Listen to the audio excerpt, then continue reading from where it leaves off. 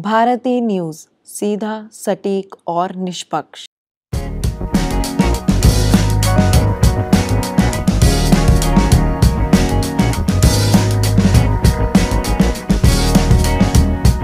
नमस्कार और स्वागत है आप सभी का भारती न्यूज़ के खास कार्यक्रम वेलनेस मैटर में, जहां हम आपकी हेल्थ से जुड़ी हर चीज़ के ऊपर विस्तार से बात करते हैं, क्योंकि आपकी अच्छी सेहत हमारी जिम्मेदारी है। मैं हूं वंश वधावन और आज के खंड में हम बात करेंगे एक ऐसे मेडिकल प्रोफेशनल के साथ जिन्होंने अपनी पूरी जिंदगी लोगों की जान बचाने में डेडिकेट कर दी है। Doctor Nitin SG, medical oncologist at CK Birla Hospital in Punjabi Bagh. So, namaskar, sir. Namaste. How are you feeling today? I'm good. Thank you. Thank you for inviting me here. Thank you very much. So, before we start with any extensive questions, क्या आप हमारी audience को अपना एक brief introduction दे सकते हैं? Yes, so I'm Dr. Nitin SG. मैं CK Birla Hospital में medical oncologist हूँ. So as you all know, medical oncologist is somebody who treat cancers with medicines. So मैंने अपना MBBS केरला में किया था. I'm basically from Kerala and then did my graduation in MD internal medicine from Maulana Azad Medical College. उसके बाद मैंने DM medical oncology जो cancer का जो स्टडीज था वो किया था एम्स दिल्ली से. उसके बाद से I have joined CK Birla Hospital and now working there. So आपकी मेडिकल हिस्ट्री काफ़ी एक्सटेंसिव रही है. So now asking a lot of extensive questions. आज के टाइम में इतनी मेडिकल एडवांसमेंट के बाद, इतनी नॉलेज के बाद, तब भी हम कैंसर के केसेस में एक राइज देख रहे हैं कि अभी भी फेटैलिटी रेट में कोई फ़र्क नहीं नज़र आया है. इतने अभी भी केसेस देखे जाते हैं. तो ऐसा क्यों हो रहा है कि इतनी मेडिकल एडवांसमेंट के बाद कैंसर के केसेस बढ़ रहे हैं देश में और दुनिया में? Very good question. एक्चुअली इसमें दो फैक्टर है. एक तो क्या है कि कैंसर का इंसिडेंस डेफिनेटली बढ़ तो रहा है, may be because our lifestyle changes. In general addictions have increase now. सब लोग टोबैको यूज़ करते हैं, smoking, alcohol, and in general हमारा ये सेडेंटरी लाइफस्टाइल है. इन जनरल पहले लोग मैनुअल लेबर था या काफ़ी काम करते थे. आजकल एक्सरसाइज काम सब कम हो गया. Obesity is increasing all over the world. So ये सारी चीज़ों की वजह से कैंसर का इंसिडेंस तो बढ़ रहा है. ये तो एक चीज़ है. बट दूसरा चीज़ क्या है कि इवन दो कैंसर का इंसिडेंस बढ़ रहा है, दूसरा चीज़ क्या है कि अभी ज़्यादा पकड़ में भी आ रहा है. पुराने ज़माने में ऐसा था कि कभी कभी काफ़ी बार ऐसा पता चलता था कि कोई ओल्ड एज में कोई एक्सपायर हो गया, बट हमें पता नहीं क्या रीज़न था, कोई इवैल्यूएट नहीं करता था. अभी क्या है कि even with early symptoms people are getting medical attention, evaluation हो रहा है, तो डायग्नोज हो रहा है. इसकी वजह से भी एक इंक्रीज दिख रहा है. बट येस, एब्सोल्यूट इंक्रीज तो है ही, and mainly attributed by lifestyle changes. और बहुत सारे केसेस में ये भी देखा जाता है जिनकी कोई ऐसी हिस्ट्री रही नहीं है, जिनकी फैमिली में भी कैंसर नहीं होता, जिनकी ओवरऑल हेल्दी लाइफस्टाइल होती है, जो ना स्मोकिंग करते हैं, ना ड्रिंकिंग करते हैं, एक्टिव लाइफस्टाइल मेंटेन करते हैं, उनमें भी अब कैंसर देखा जा रहा है. तो उसके पीछे की वजह क्या है?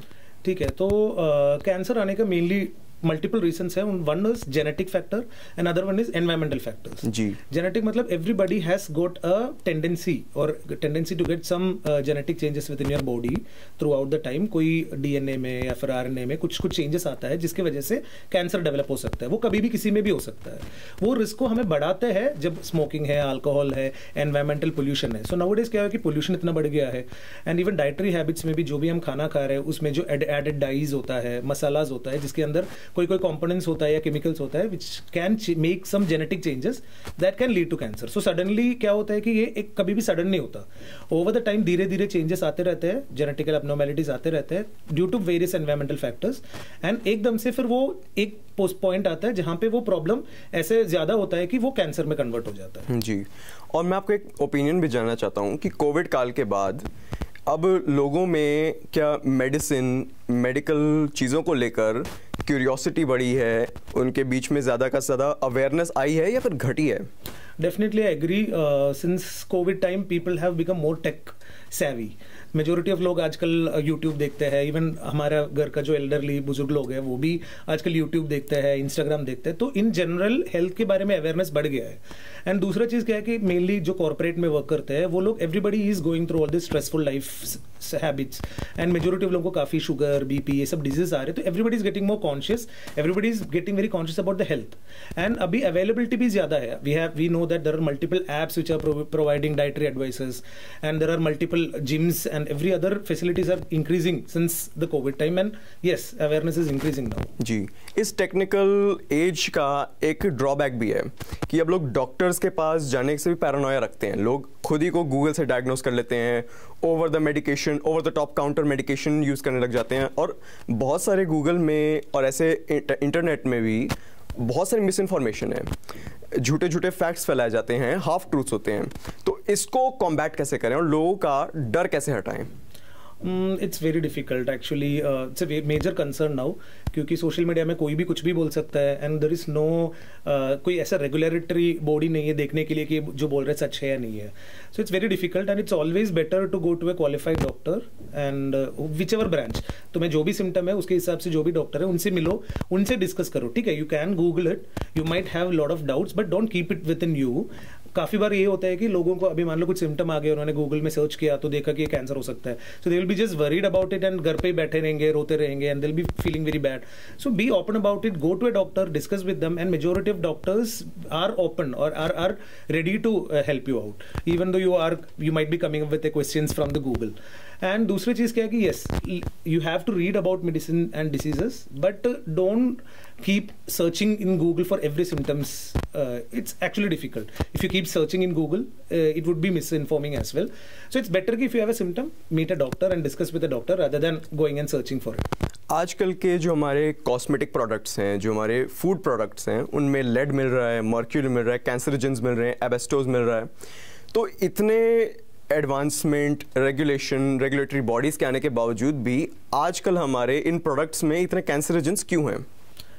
एक्चुअली सच बोलूँ तो हमारा regulatory bodies are not that effective in finding out this issues.